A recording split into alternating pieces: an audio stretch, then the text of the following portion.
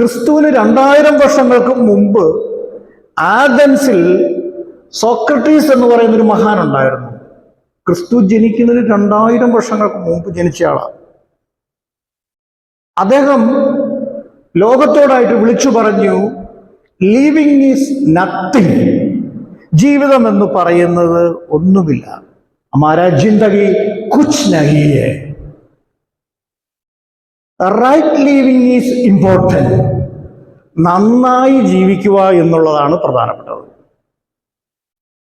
അപ്പൊ തീർച്ചയായിട്ടും നമ്മുടെ ഓരോരുത്തരുടെയും ജീവിതത്തിലെ പ്രതിസന്ധികളില്, പ്രയാസങ്ങളില്, പ്രതിബന്ധങ്ങളില്, ഞെരുങ്ങുന്ന അവസ്ഥയില് നമുക്ക് പലപ്പോഴും നന്നായിട്ട് ജീവിക്കുവാൻ സാധ്യമല്ലാത്ത സാഹചര്യം നമ്മുടെ കുടുംബജീവിതത്തിലുണ്ടാവും, നമ്മുടെ വ്യക്തി ജീവിതത്തിലുണ്ടാവും.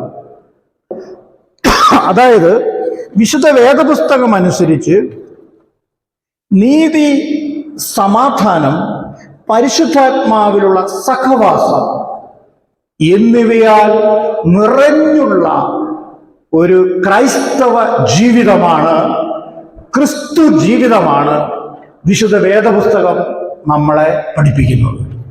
ഞാൻ ഒന്നുകൂടെ പറയാം.